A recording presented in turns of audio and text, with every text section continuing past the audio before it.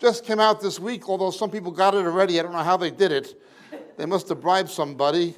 We have Left Behind or Led Astray, examining the origins of the secret pre-trib rapture. Now, I obviously believe in the rapture, but I don't believe it's pre-tribulational.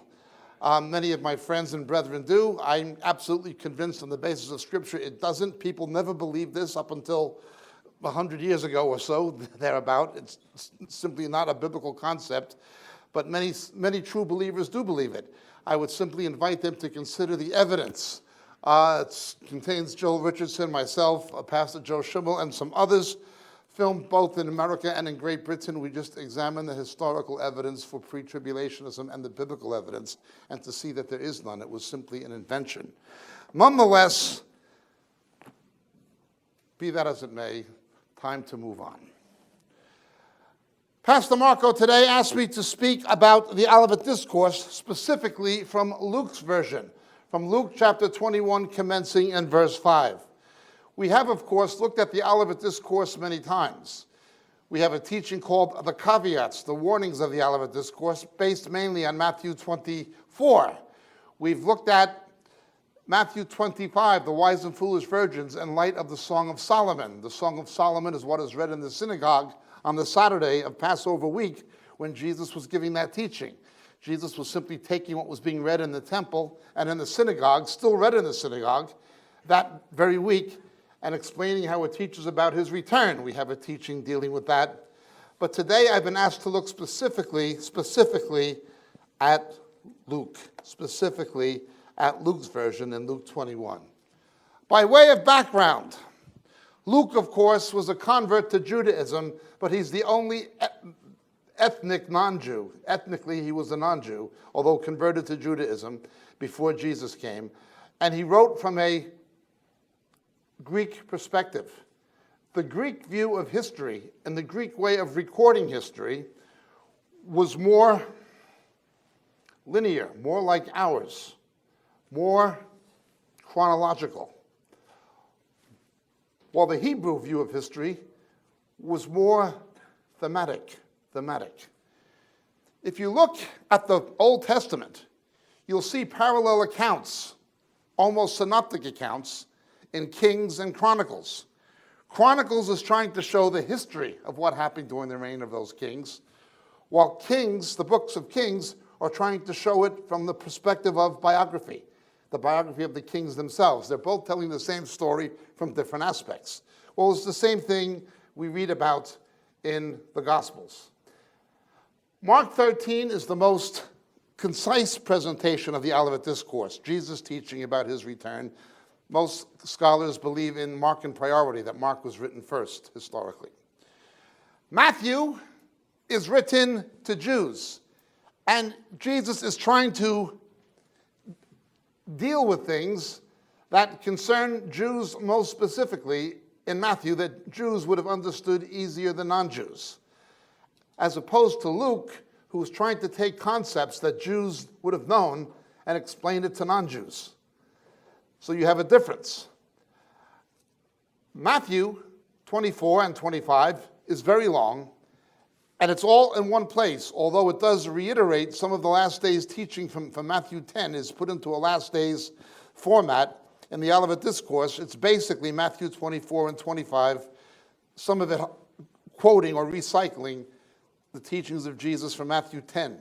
Luke, however, doesn't have a single version of the Olivet Discourse. Luke has portions of it in Luke 12. He has portions of it in Luke 17. And he has a portion of it in Luke 21. He has 3 different sections. When the Holy Spirit inspired Luke to write the teaching of Jesus concerning the last days, delivered on the Mount of Olives, Luke had a particular focus, different than Matthew, different than Mark. Luke was trying to show how the events in the early church, the things that would happen between the ascension and 70 AD, are a picture or a type of the end. We've explained this many times. The events of 70 AD, predicted by Daniel, that the Messiah would come and die before the second temple would be destroyed, that were reiterated by Jesus, That's a picture of what happens in the last days. Josephus writes historical accounts in Wars of the Jews of what happened, and we see from what Josephus wrote how accurately the predictions of Jesus and Daniel were literally fulfilled, were quite literally fulfilled. There's even a historical record that was not written by a believer showing how correct Jesus was when he said what was going to happen in Wars of the Jews. We also have other references in Eusebius and places like that. Nonetheless, what happened in the early church in the events leading up to 70 AD, as we've said many times, are a picture of what's going to happen again. We've also warned many times about the errors of hyper-preterism. Hyper-preterism. The hyper-preterists, or we usually just call them preterists, say that those events in 70 AD were not a partial fulfillment of what Jesus warned about. It was the whole thing. The last days were 70 AD. Don't worry about an antichrist or a falling away. The book of Revelation already happened. Don't worry about the future. Don't worry about anything to do. This is a very serious and a very dangerous error. Jesus emphatically stated, nothing this terrible has ever happened before, and nothing this terrible will ever happen again. Daniel chapter 12 is emphatic. Nothing that terrible ever happened before, nothing so terrible will happen again. The fact of the matter is, far worse events than what happened in 70 AD, as tumultuous as they were. They're absolutely incredibly horrific. Nonetheless, worse things have happened both to Israel and the Jews and to the church since that time. That could not have been the primary or ultimate or final fulfillment in 70 AD because worse things have happened. What happened in Bar Kokhba's revolt, the second Jewish revolt in the 2nd century, was worse than the 1st century one in 70 AD. In terms of the numbers killed, in terms of the impact on the Jewish world. The Jews were driven out of the land for 19 centuries. It was worse. When you look at what happened under the Roman emperors, under people like Marcus Aurelius and Septimus Severus and Diocletian, it was worse. There were worse things that happened to the church than 70 AD. Be careful of those people who try to tell you it all happened then and it has no future meaning. But also be careful of people who say, we don't have to worry about 70 AD, that was simply the past. If you don't know what did happen, we're never going to understand what's going to happen. We have to understand what the world was like, both for the church and for the Jews and for the nations. The known world at that time was largely constituted of the Roman Empire. It was largely the Roman Empire. Rome had gone from being a republic to an imperial dictatorship. I've said before, democracy disappeared. Democracy, and it was not a modern kind of democracy, but democracy disappeared. Under Roman law, governance would be transferred from the Senate to the emperor in time of war. So the emperor would have dictatorial powers superseding the Senate in time of war. The powers of the Senate were overtaken by the dictates of an emperor. Okay? Democracy disappeared. You had Roman authors who mourned this. People like Seneca, who wrote De Clementia, or Cicero's Republic. Some of the Roman classicists wrote about this. This was very important in understanding the background that Paul, as a Roman citizen, was in. Paul the Apostle. What do you see happening now?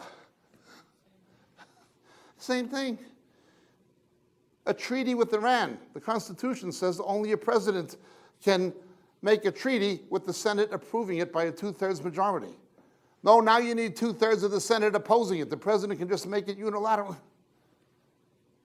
Perpetuation of a wartime economy, perpetuation of a wartime environment. Oh, anything can be done in the name of national security. When people are terrified of terror, they're willing to forfeit their rights and freedoms. Every time you go get in an airplane, your constitutional rights are being violated. If you look at the Constitution, search without warrant. Oh, but people are willing to do it because of security, because of September 11th. Yeah, and our own government wants to bring in 10,000 more Muslims. You understand what's happening? That is the exact kind of thing that happened in the first century. The democratic institutions of the Roman world began to break down.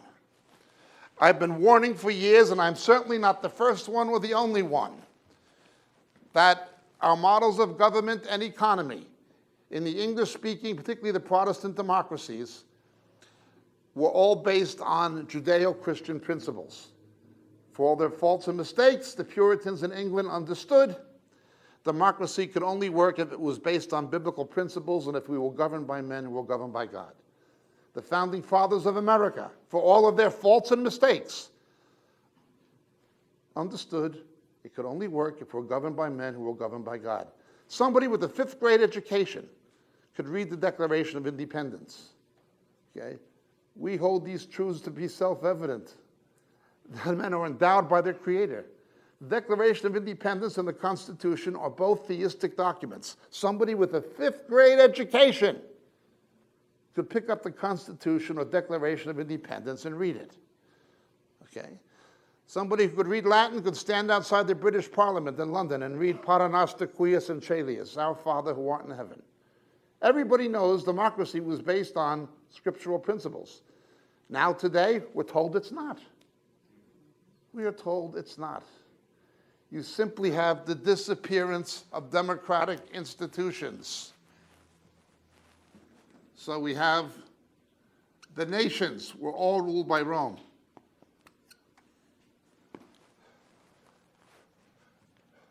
We have Israel,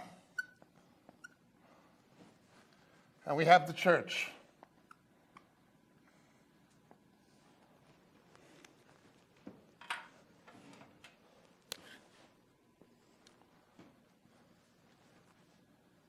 I've explained before, Rome had religio licita and religio illicita.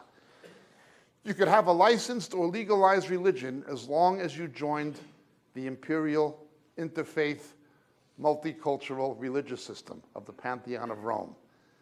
But if you didn't accept the validity of all religions, with the emperor as the pontiff, the Pontificus Maximus, who was the bridge builder, then you would not get a license.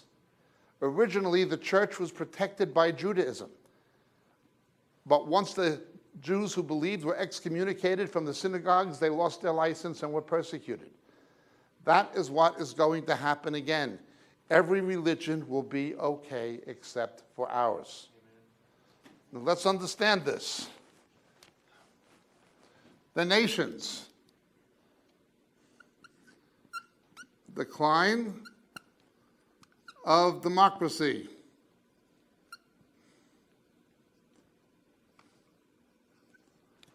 Decline of democracy.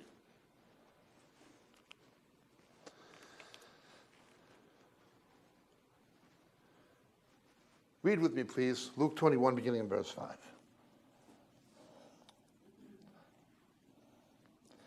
And while some were talking about the temple, that it was adorned with beautiful stones and votive offerings, he said, as for these things which you're looking at, the days will come in which there will not be one stone upon another which will not be torn down.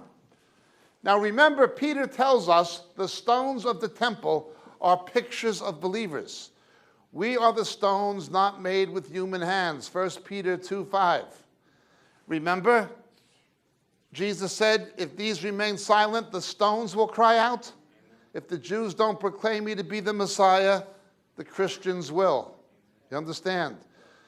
What did John the Baptist say? God could make Abraham's children out of the stones. A non-Jew who believes in the Jewish Messiah is also by faith a descendant of Abraham, Isaac, and Jacob, in a spiritual theological sense, the stones.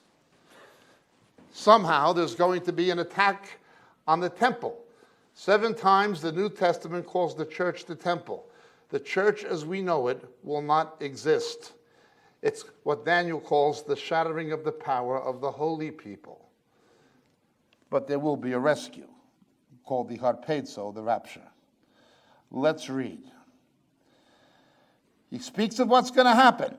All these things you're looking at will come, in which there will not be one stone left upon another. They'll not be torn down. They questioned him, Teacher, when will these things happen? What will be the sign of these things are about to take place? This is different than Matthew phrases it. And Matthew was, what will be the sign of your coming in the end of the age? But notice, it refers not just to signs, but a specific sign. Be careful of people who are saying there are no signs. He goes on. See to it that you are not misled. Many will come in my name, saying, I am he, and the time is near. Do not go after them. Now he's warning believers here. I am, ego ami in Greek. When Jesus said, before Abraham was, I am, in John 8, they tried to stone him. I've explained before in the Hebrew language, underlying the Greek, that the Greek translates from the Hebrew, the verb to be in the present tense is only used to indicate possession. I've explained this before. I apologize to those who know it. I have a pen. In Hebrew, yesh li eitz, there is to me a pen. There is to me a pen. Okay? But I don't say, I am thirsty. I just say, I thirsty. I don't say, I am tired. I just say, ani ayef. I tired. I am hungry? No. I hungry. Ani ra'ev. Not I am. Only God is I am. You understand? You never say in Hebrew, I am, unless you are. So they tried to stone Jesus. In other words, these antichrists who come will claim to be divine. They will have themselves deified. He's warning believers. Now, I'm only stating facts. Check it. Don't take my word for it. It is on the internet. You can prove it. Sun Myung Moon, Korean cult leader of the cult, the Unification Church, claimed to be the Lord of the Second Advent. He said his first wife who died was the Holy Spirit.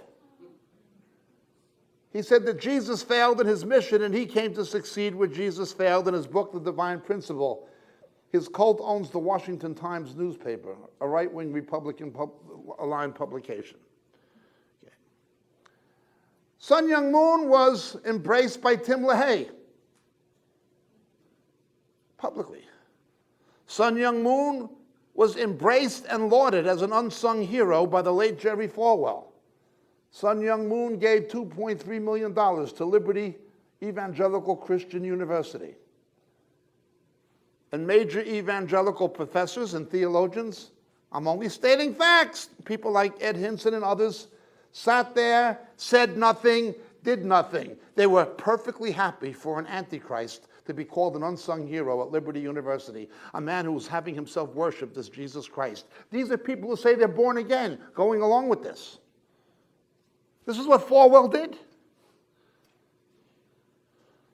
This is a shame and a disgrace. The very things that Jesus warned not to do, they don't care one bit. They didn't care one bit. Tim LaHaye couldn't care. Thomas Ice didn't care. Ed Henson didn't. They don't care. None of these pre-trib guys cared. They just went along with the agenda. I'm only stating a fact. He came to Liberty. They called him an unsung hero. Frightening. Remember, he's warning the elect.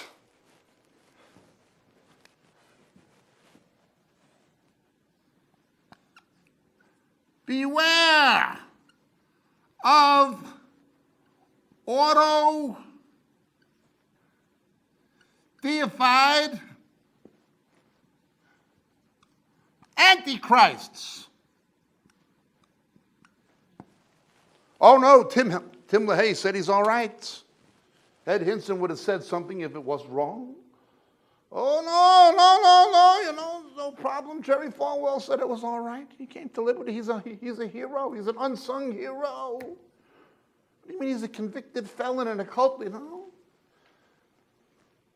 People say to me, you're unloving, you're judging. I'm only going by what Jesus said. The very things he warned about. It goes on. Let's look. First thing, let no one mislead you. Don't go after them. You'll be hearing of wars and disturbances. Notice it's not wars and rumors of wars, that's Matthew. Here it's wars and disturbances, but the Greek word, better translated, uprisings. Uprisings. Civil riots that got out of hand and turned cities into battle zones. Rioting that turned cities into battle zones. Now let's look after this. Wars and uprisings, do not be terrified, for these things must take place first, but the end does not follow immediately. More things have to happen before Jesus comes. He continued saying to them, nation will rise against nation and kingdom against kingdom. I've warned about this before. The Greek word is ethnon, translated from the Hebrew goy. When the Messiah comes, lo isa goy, lo goy herev, lo yilmadu od milhama. Nation shall not raise sword against nation. They will not learn war anymore. But before the Messiah comes, goy will fight goy, nation will fight nation. Kingdom, basileia, or malchut in Hebrew, basileia in Greek. In other words, the wars between nations will be ethnic. They will be about ethnicity. Not just race. We're way beyond that. Northern Ireland, the Catholics and Protestants, the British and Irish, they're both white. Yugoslavia, the Serbs and Croats, they're both white. The bloodbaths you saw in Rwanda and places, they're both black. What happened in Cambodia, Kampuchea, with Pol Pot and the Vietnamese, they're both yellow. We're not just talking about, it goes well beyond, it may involve skin color. But if it's not skin color, it's going to be something else. It is going to be ethnic. Not just wars between nations, but uprisings. You're going to see people rising up on the basis of things like ethnicity and race, turning cities into war zones that the Roman legion had to keep trying to put down. That is what's going to happen, not just in America, all over. You're going to have Hispanic riots, you're going to have black riots, you're going to have white racists rioting back at them. You got Islamic riots and your Arab riots. Muslims have rioted in the banlieue in Paris. They've rioted in Bradford, England. They've rioted for 3 weeks in Paris. They rioted 2 weeks in Sydney, Australia, Cronulla. All these things are ethnic and racial, aren't they? All of them. Only in Christ can there be one. Because for us, it's not based on birth, it's based on second birth. Okay, you're going to see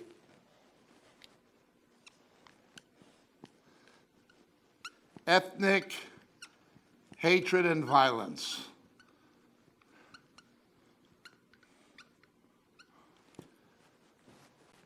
There won't be any logic to it, you understand?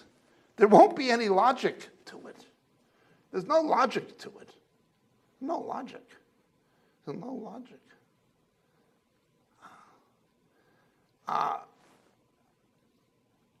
This is just my view. There was a guy who was arrested for a petty crime in New York, and a cop put him in a chokehold. The cop was not indicted for manslaughter. I think he should have been in that particular case in New York. But there was an Afro-American police sergeant in charge of the arrest. They didn't put that in the media. They would have had to indict her too, because she was the officer who was there when they killed the guy. It's all politics. Okay? But for every case like that, there are 56 black Americans killed by other blacks. 56 times higher. Nobody says Black Lives Matter. Well, not to you, it doesn't. 56 6 times higher.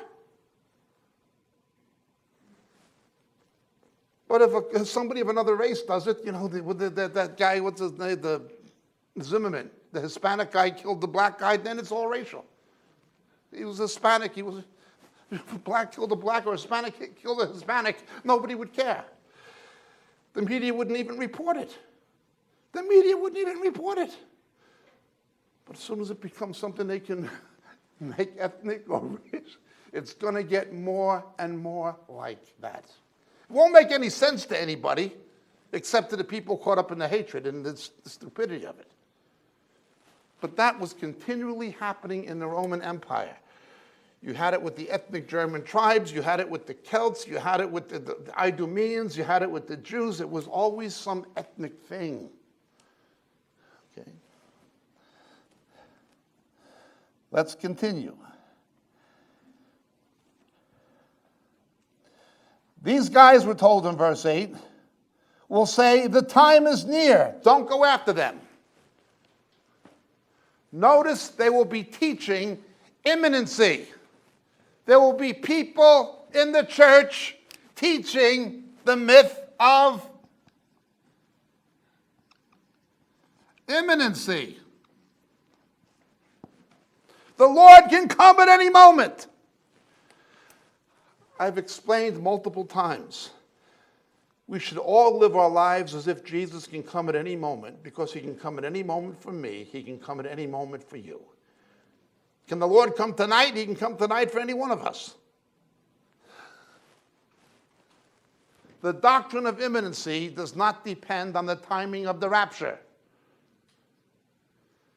But you're going to see saved Christians like Jerry Falwell and Ed Hinson and Tim LaHaye compromising with proven antichrists who deify themselves and running around teaching imminency. The Lord can come at any moment.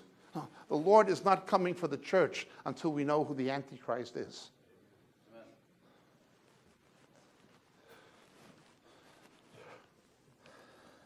When they say this, the time is near, don't go after them. Now prophecy is being fulfilled. The Lord is coming soon, for sure. But that's not imminency. The Lord can come at any moment for any of us, for sure. But that's not what they mean by imminency. They mean something very different. They don't mean what the Scripture does.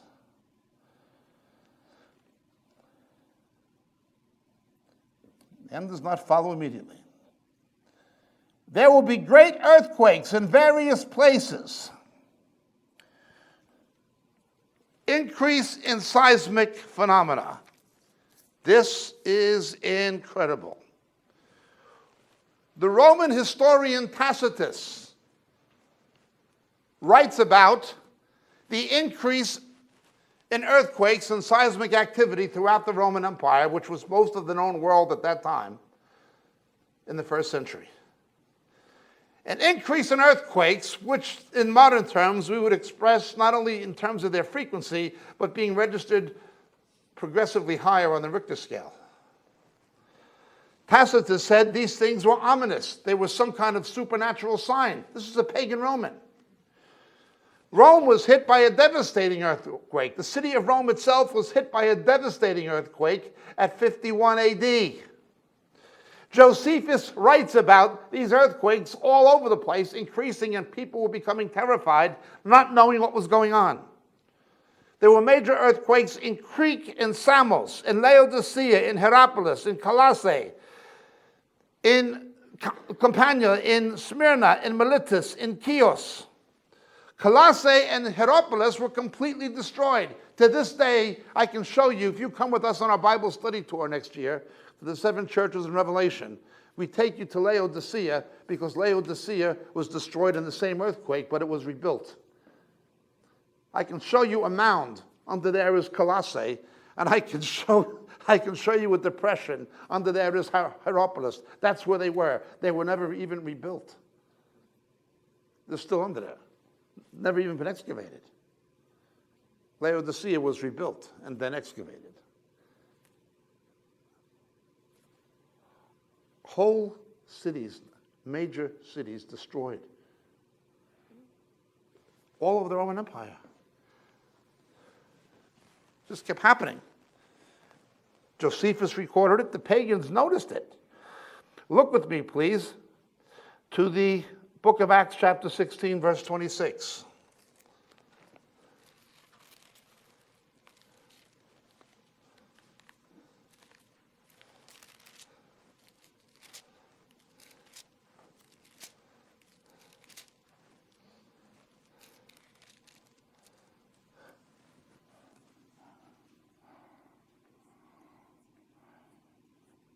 Suddenly there came a great earthquake, so the foundations of the prison house were shaken. Immediately all the doors were open, everyone's chains were unfastened. That's how Paul got out of prison in Philippi.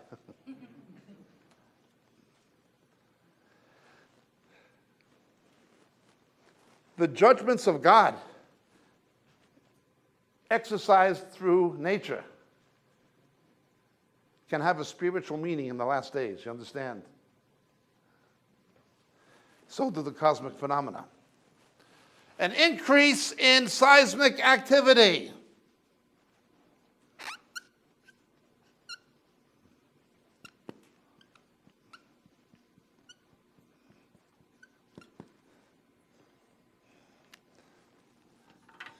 Now remember, Luke breaks up the teaching of Jesus about the last days into sections in different chapters. In this chapter, he's keen to show how what happened in the first century teaches about what's going to happen in the last century. Okay? We have two other books written on the same time period. Obviously, Luke's sequel to his gospel is the book of Acts. And then specifically for Jewish believers, we have Hebrews. Hebrews was written for the Jewish believers at the same time period before the temple was destroyed. In a sense, to really understand this, we need to understand the background of Hebrews and have a good grasp of the book of Acts. But we're just looking at what was assigned to me today from Luke 21. Okay. Quite a thing. An increase in seismic activity. Let's continue. There is a major fault under the Mount of Olives, Har Zayatim, right directly under the cleft, what we call Mount Scopus, Har Tzofim, and the main point of the Mount of Olives, from where Jesus ascended, that we're told in Zechariah will be split asunder when he returns. When he finally returns to set up the millennial kingdom. There is a fault, a fissure underneath it. The last time it erupted was when the tectonic plate shifted. The last time was 1927. It is entirely possible that such an earthquake would knock down the Dome of the Rock, the Mosque of Omar. I'm not saying it's going to happen, but I'm saying it is a possible scenario. It is a possibility. Okay.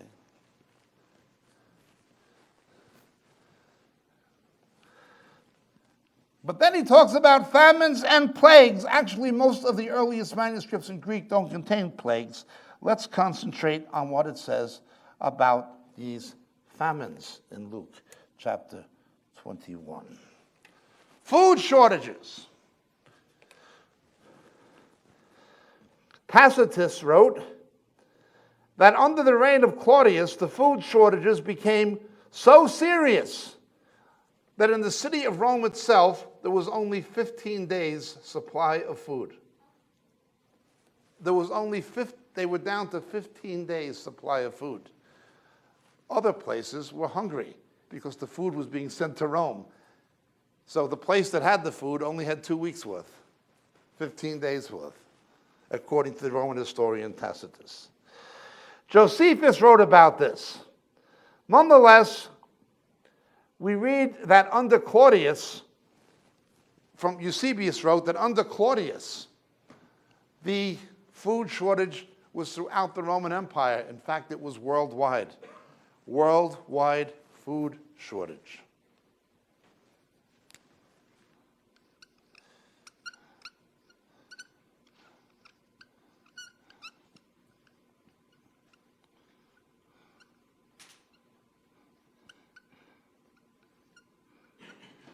And the shortage came about for two kinds of reasons. It was not just things like drought. Now, if you live in California, you know that the San Joaquin Valley, the agricultural belt of the west coast of America, is in serious trouble. But it was not just because of drought. It was because of government policies. Government policies were aggravating the situation. Again, I'm not trying to make a political speech, but ethanol has done nothing to drive down the price of oil. It's done a lot to drive up the price of grain, feedstock, but it's done nothing to make petrol cheaper at the pump. Nothing. What it was, the American government had an interest in tying the price of food to the price of oil in the international politics of trade. It was government policies that engineered these things. They were aggravating it. Droughts and things like that are one thing. But when government policies create shortages and drive prices up, that's another one. Europe is ridiculous. The common agricultural policy. The European Union penalizes countries for having productive agricultural systems, for having productive farms. Like Britain and Germany, they're penalized for being productive in their agriculture in order to reward the countries in Europe that are unproductive. They've got butter mountains, wine lakes, I mean, stuff that's ridiculous. Stuff that's ridiculous. When Mengistu was the dictator in Ethiopia, he actually bombed the food supply lines from Djibouti into Ethiopia. He actually used starvation as a military weapon to kill his own people off. He actually used starvation as a military weapon to kill his own people. There is a long history of this in Africa, going back to Shaka Zulu, where food is used as a weapon. It was adopted in part from the ancient Assyrians who used siege, who used food shortage as a military weapon to make people acquiesce. Quite a thing. So it's not likely to be simply meteorological phenomena that's causing the food shortages. It's going to be the policies of corrupt governments, corrupt interests. Look with me, please, to the book of Acts chapter 11, verses 27 to 29.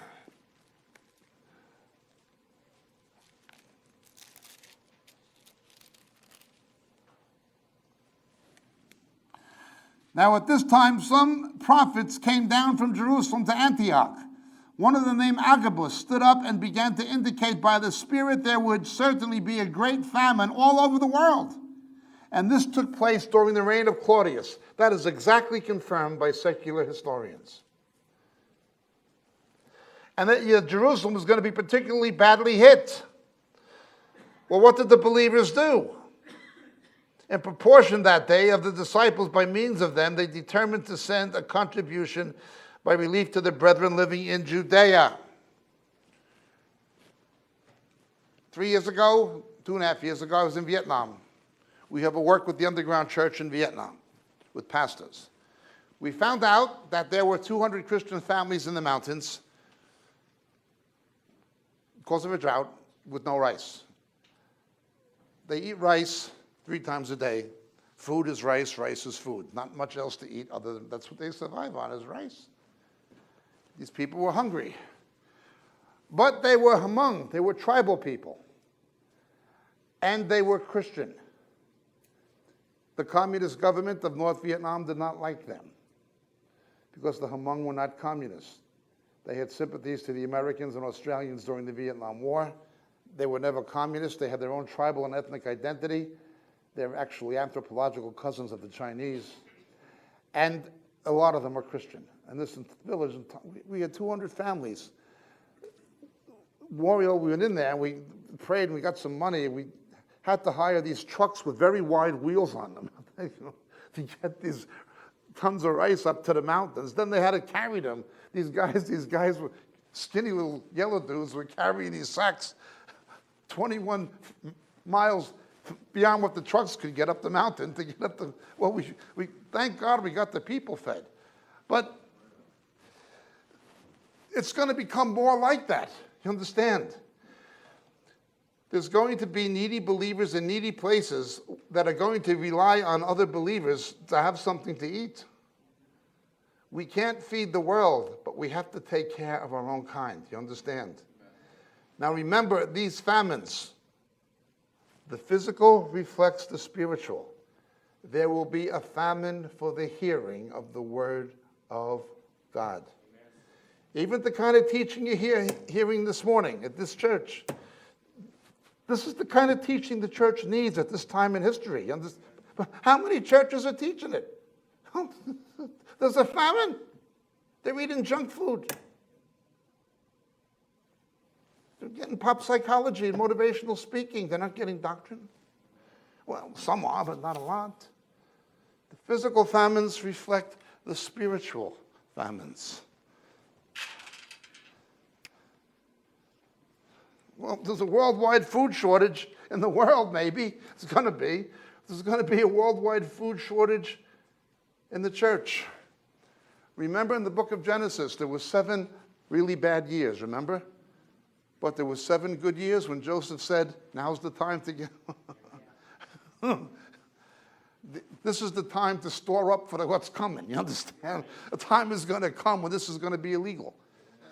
You understand? A time is going to come, me talking to you straight, it's going to be illegal. It's already illegal in some countries. They're already locking up Christians in America. They're locking up Christians in Canada for speaking out against homosexuality, for refusing to issue a marriage license, you know. They'll let a radical Muslim with the deportation order on his head out of prison, they'll let somebody out of prison who's committed a serious violent crime, and then they'll kill somebody else. But a Christian, they got to lock them up. Unless they allow their signature to appear on a document licensing a same-sex marriage. You can kill somebody, you can get out. We'll let you out so you can kill somebody else. But if you're a Christian, you're standing on your convictions, you can't.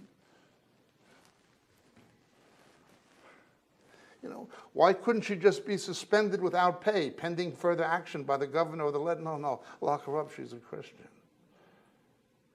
Religio licita, religio illicita. Then it goes. Look with me, please, to the book of Acts, chapter 12.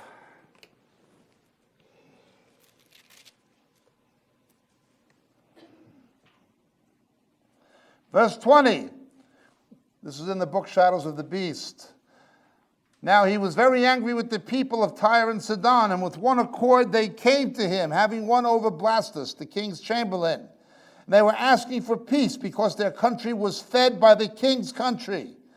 On an appointed day, Herod, having put on his royal apparel, took his seat on the rostrum and began delivering an address to them, and the people kept crying out, the voice of a God, not of a man.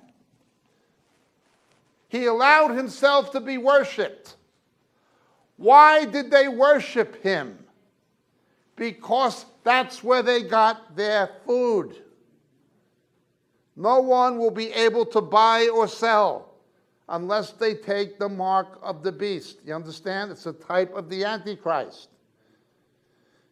In Ephesus, again, if you come with us on the 7 churches Bible study next year, we'll take you to Ephesus.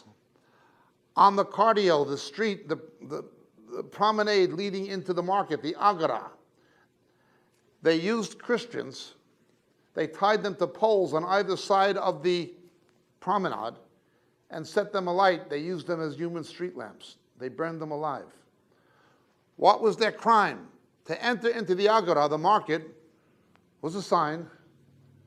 Okay. Caesar Huios Theon, Caesar, son of God. If you didn't believe that the emperor was the son of God, you couldn't buy or sell. Again, emperor worship, a picture of Antichrist worship, you understand? It is going to have to do with food. It's going to have to do with food. Nobody could buy or sell. Now, the scriptures are very clear. I don't believe the church is going to face the worst of this. I believe the rapture will take place before this goes very far. Nonetheless, the scripture is clear. Those who take the mark of the beast, the smoke of their torment goes up forever and ever. Revelation chapter 12. No, forget that, says John MacArthur.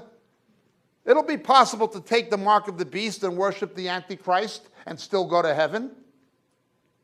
This is John MacArthur. He used to be a conservative evangelical. Now he's a false teacher, a deceiver being used by Satan to set people up. You can worship the Antichrist and take the mark of the beast, worship his image, and still go to heaven? And you have these crazy people like Jimmy DeYoung and Philip Johnson defending him. If possible, the elect will be deceived. It will not just affect the nations. Jesus is warning the church. It's happening as we speak to a degree. No, I mean, nothing like what it's going to be, but it's already underway, isn't it? Oh, you're knocking, you're criticizing, you're throwing. I'm just telling you what they teach. I'm just telling you what they say and what Jesus said. Here's what Jesus said. Here's what they say. Draw your own conclusions. Prove me wrong. I challenge anybody to prove me wrong. But you can't prove me wrong. I'm just telling you the truth. It's all on the internet. You can watch it. And it goes on. Luke 21. But before these things, they will lay hands on you and persecute you, delivering you to the synagogues and prisons, bringing you before kings and governors for my name's sake. Matthew emphasizes magistrates, the court system.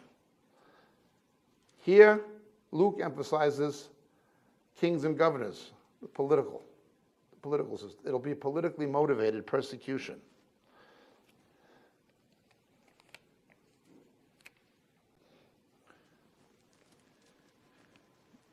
You state medical facts about a homosexual lifestyle being detrimental? That's hate speech. You're only stating facts. Well, why are they doing that? It's politically motivated. Politically motivated. Show ultrasound pictures. You say you have to show ultrasound pictures to an expectant mother before she aborts a fetus so she'll know what she's killing.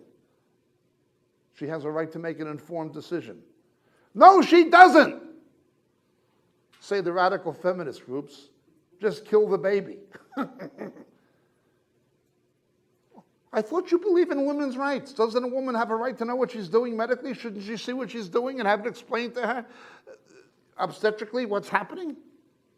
No, because then she might not kill her baby. We want the baby dead. It's all politically motivated. Christians speak out. The motivation for their persecution is going to be politically driven. It's going to be driven. I watched Hillary Clinton. Watch her on YouTube. She says, concerning same-sex marriage, this is exact words. Long entrenched religious convictions concerning homosexuality have to change.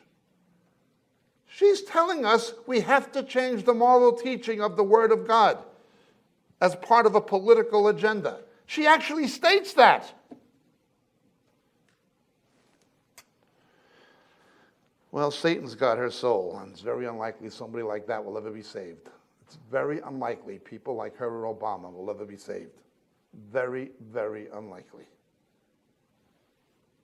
Very unlikely. Somebody who's pro-abortion, pro-same-sex marriage, it's very unlikely people like that will go to heaven. Very unlikely they'll ever get saved. And the Republicans are no better. It's not about politics. not about political parties anyway. They're all corrupt. Story continues. They'll persecute you. It'll lead to an opportunity for your testimony. So make up your minds not to prepare beforehand to defend yourselves. I'll give you utterance, which none of your opponents will be able to resist or refute. Pay attention. The televangelists, under the manipulation of Satan, have so prostituted the Word of God and destroyed the credibility of the evangelical church that born again has become a household joke. The average unsaved person no longer pays any attention to gospel preachers because the telewhores have prostituted the Word of God and made the gospel into a racket. Because of TBN, the gospel is no longer credible in the ears of the unsaved. They see it, they turn it off. Those guys are only on TV to con money out of naive Christians. Money that should be going to legitimate missions and things like that is going to them.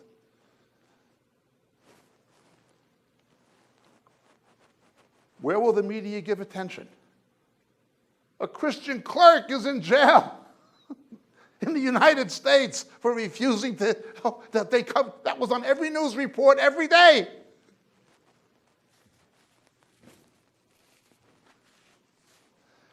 Are we willing to suffer, reproach the name of Jesus, so the world will hear the truth, the way of salvation? But they'll pay attention to that. They'll pay attention to that. That'll get the world's attention. And then she'll give testimony. Her and that Governor Huckabee standing up and saying this. The world will listen to that. I'm not saying all the Governor Huckabee and Dr. Ben Carson, there were some people in Senator Cruz, there were some people who did stand up. One Hispanic, one black, and one white. Notice, with us, it's not about race or ethnicity. You'll get godly Hispanics, godly Caucasians, godly blacks. It's their faith that holds them. All the rest of them are playing some kind of a race card or something.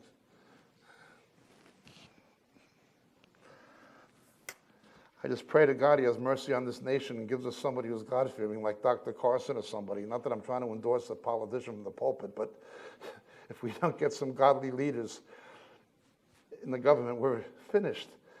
On the other hand, don't expect godly leaders in the government until we get godly leaders in the church again. Let's continue. The persecution.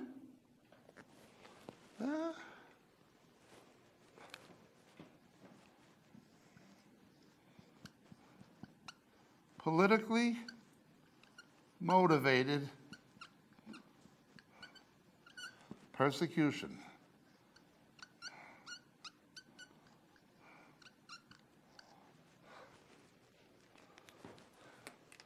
Let's continue.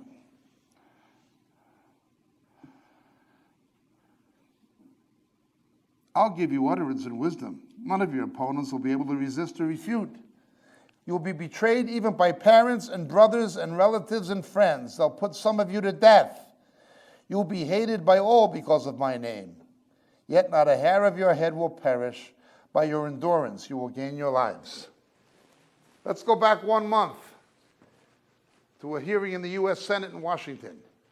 Did you see Rick Warren and Elton John holding hands, saying, and Rick Warren says, if I kissed you, it would be the kiss heard around the world?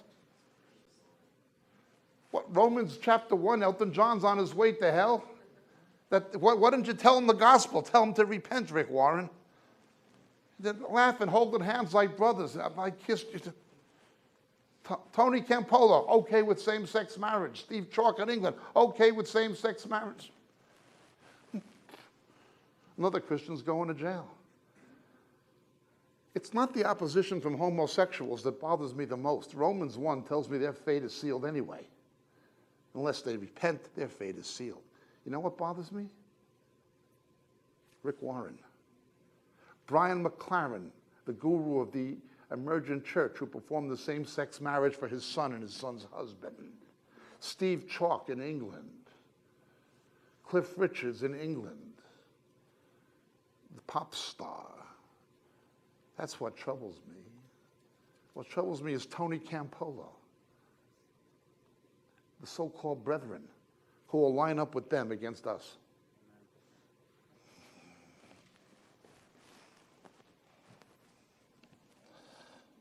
And it goes on. Divide families.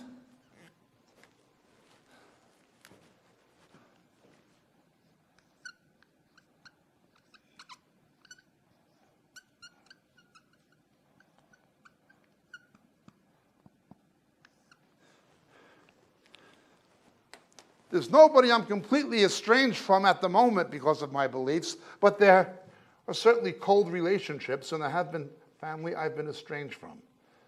How many people have been estranged from close loved ones because of their faith in Jesus? Look around.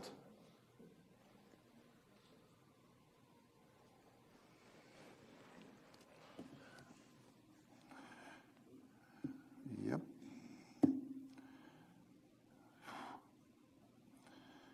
You'll be hated by all.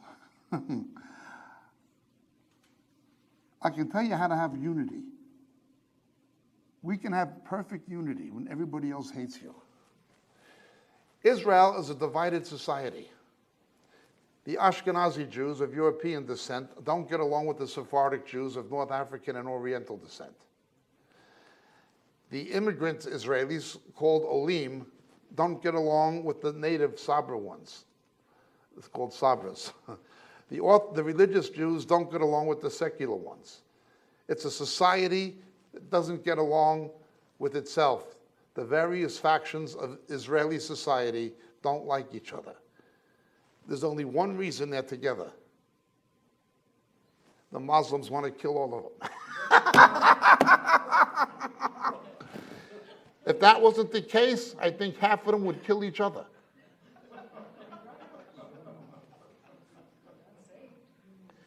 It may not be the best way to achieve unity, but believe me, it works.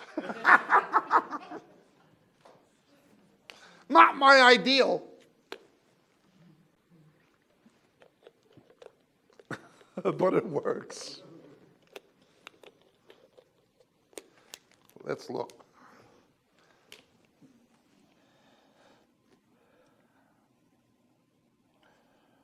When you see Jerusalem surrounded by armies, then recognize her destruction, her desolation is near.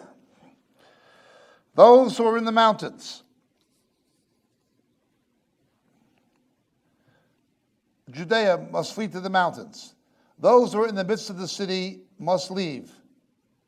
Those who are in the country must not enter the city, because these are days of vengeance, so that all things which are written will be fulfilled. Woe to those who are pregnant and those who are nursing babies in those days, for there will be a great distress upon the land and wrath to this people. They will fall by the edge of the sword and be led captive into all the nations. Jerusalem will be trampled under the feet by the Gentiles until the time of the Gentiles is completed. Notice verse 24. That is one of the key places where Jesus states the Jews must return to Israel and to Jerusalem. Do not let anyone tell you that the New Testament and that Jesus never said the Jews were not coming back to Israel, to their capital. He did say it directly. And he says it elsewhere, but this is one place. Patheron etnon, till that time. Anybody who denies that God has a prophetic purpose for Israel and the Jews, and the rebirth of the modern state of Israel, and the Jews having Jerusalem as their capital, anybody who says that those events are not of prophetic significance either don't know what they're talking about or they're willful deceivers. They're either ignorant or deceivers, or a combination of the two.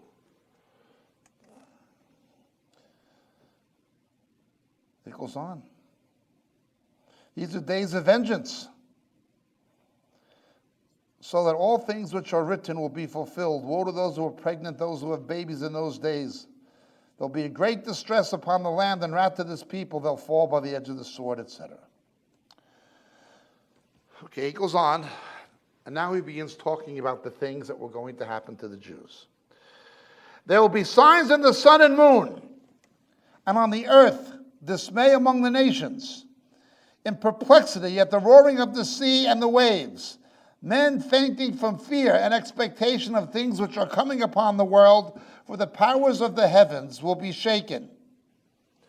You understand what's happening?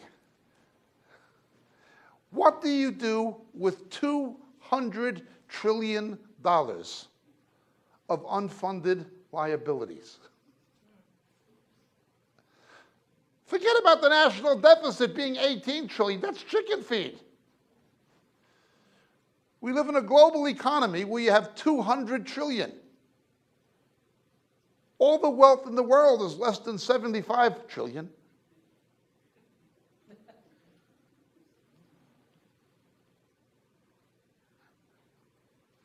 Japan, the public debt in Japan is 200% of their GDP. I go to China a lot. We have a work with the underground church in China. I've been saying for years this is going to hit the wall. The real estate bubble is nothing. The stock market bubble is nothing. Wait till the shadow banking system hits the wall. The internal debt in China is unbelievable. Nobody knows how high it is, or if they do, they're not telling anybody. So now you're going to have this thing where, what are you going to do? Just print the money? It won't be worth anything. And at the same time, thanks to a corrupt American government, you're going to have countries like Iran giving nuclear weapons to terrorist organizations who are willing to use them because they believe salvation can only come from being shahadi, from dying in a jihad. They love death the way sane people love life. That's their religion. It's the only assurance of salvation in Islam, is to die in a jihad. We're helping them get nuclear weapons. Iran is responsible for the death of thousands of Americans, supplying weapons to terrorist organizations like Al-Qaeda. Thousands. And now we're giving them $150 billion to kill more. It's only the beginning.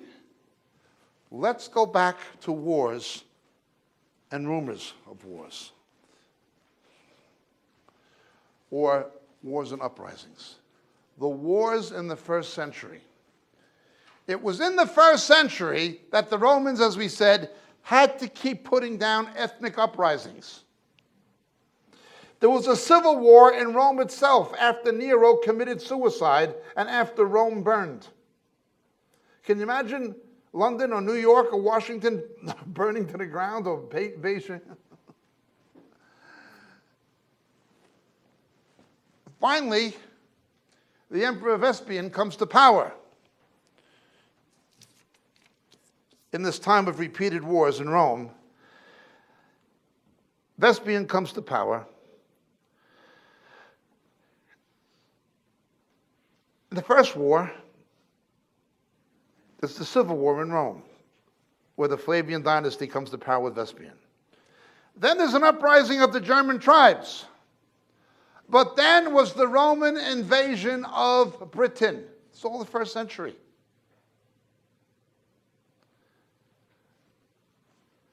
Then there was the Jewish uprising, climaxing in 70 AD, Josephus' Wars of the Jews. Over 1 million Jews died in Jerusalem. They fled to it as a place of refuge, thinking the temple would protect them. Hundreds of thousands starved. Women began fighting over afterbirth and fetuses to have something to eat. Same as what happened in the fall of Samaria in 721. The faithful church was rescued.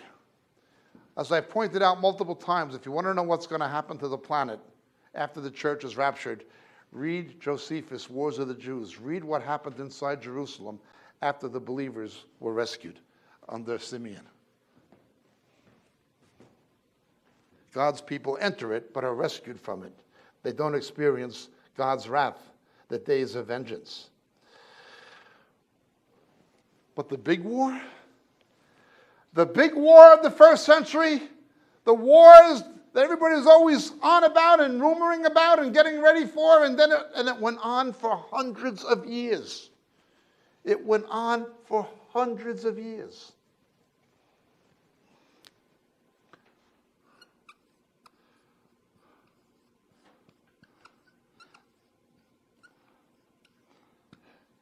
The Celts and the Boadicea in England put up a great fight against the Romans.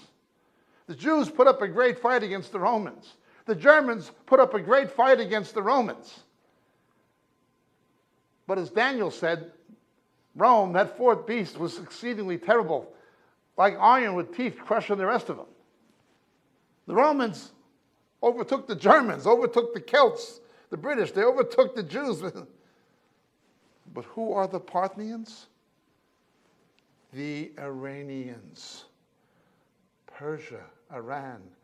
Daniel chapter 10. We've warned many times. Daniel 10.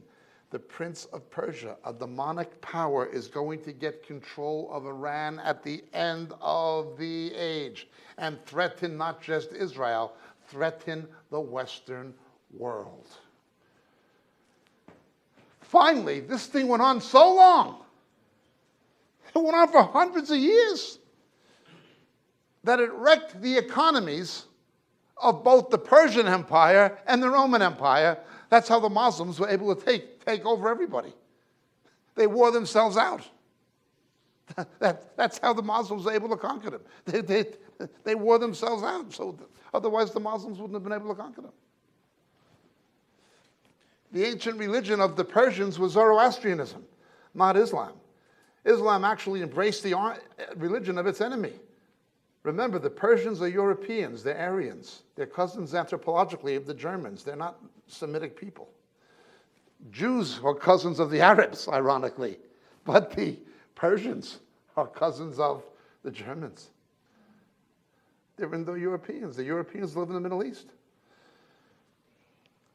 Let's look. The Persian factor.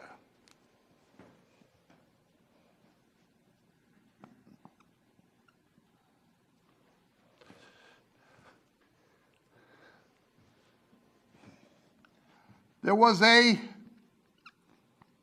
death sentence over Jerusalem because of their rejection of their Messiah and persecution of Jewish believers.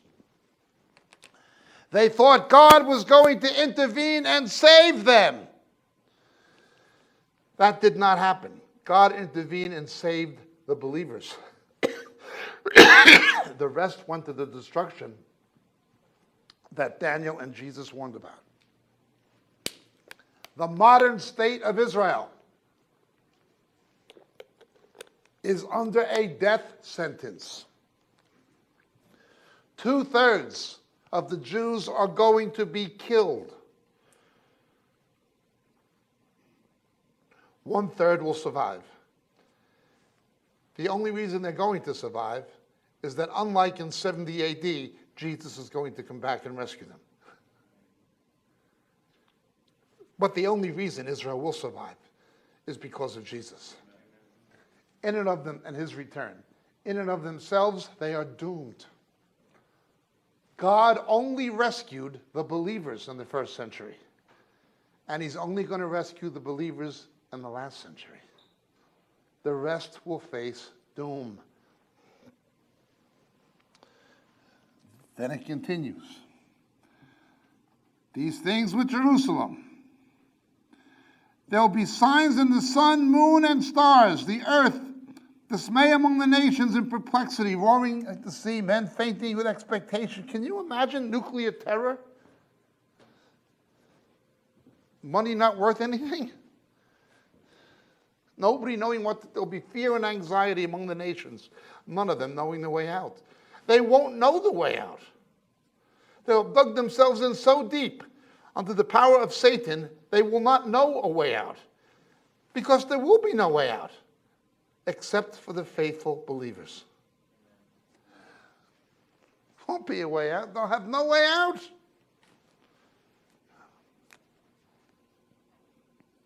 No way out.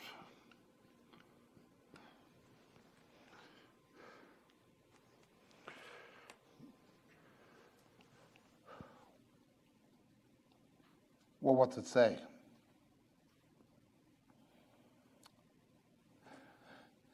Cosmic phenomena. If you read Josephus, a comet in the shape of a sword hung over Jerusalem for a year. People saw visions in the clouds of armies attacking Jerusalem. This is not written by believers. This is written by Josephus. Okay. After the temple's destroyed in 77 AD, Mount Vesuvius blows up, burying Pompeii in volcanic ash. The volcanic ash goes into the ionosphere. The sun and moon don't give their light. People in Rome and Italy, they're freaking out. What's happening? Before that happens, in 66, the persecution, Nero kills Peter and Paul, blames the believers for the burning of Rome. You know how in Europe, they'd blame the Jews for things like famines, or they'd blame the Jews for things like plagues? They'd say the Jews caused it. That's what they're going to blame believers. They're going to blame the world's troubles on believers in Jesus, including things they've caused themselves. It goes on.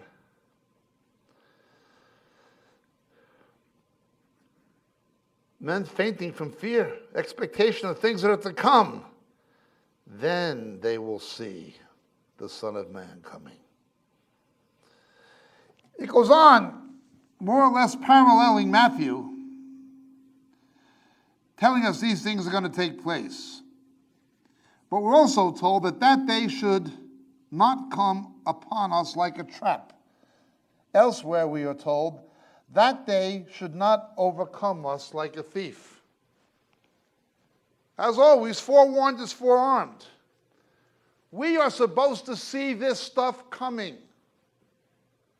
In 70 AD, after James was martyred, Simeon got the believers together. Simeon was the pastor of the church in Jerusalem. He was Jesus' cousin. He was the cousin of Jesus, a biological cousin of Jesus. They got out of there. There was a rescue. Look at Daniel chapter 12.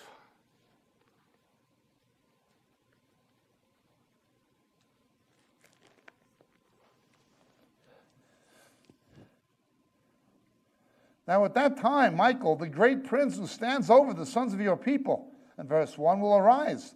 There'll be a time of distress such as never occurred since there was a nation until that time. And at that time, your people, everyone found written in the book, will be rescued. Many of those who sleep in the dust of the ground will awake. Unsaved people die, believers go to sleep. The rapture and resurrection are simultaneous. But they were ready to be rescued. You've got people telling us rubbish. Don't worry about Antichrist. We'll be out of here before that happens. Meantime, they're inviting one to Liberty University to speak to the Christian students, and they're clapping for him, calling him a hero. Yeah, don't worry about it.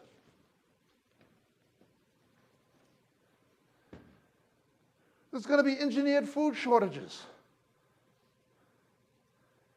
Now, don't worry about it. You tell that to those hungry Christians in Vietnam. We had to send the rice up to the mountains and feed them. Don't worry about it.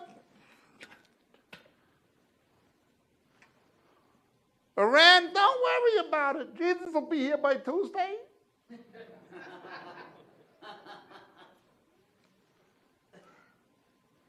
Don't worry about it. Now they're beginning to arrest Christians for their faith. Don't worry about it.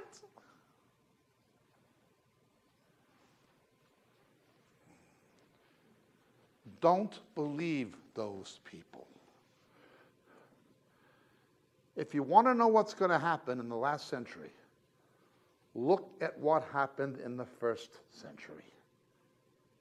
What happened in the first century is what's going to happen in the last century. That's what's going to happen to the world.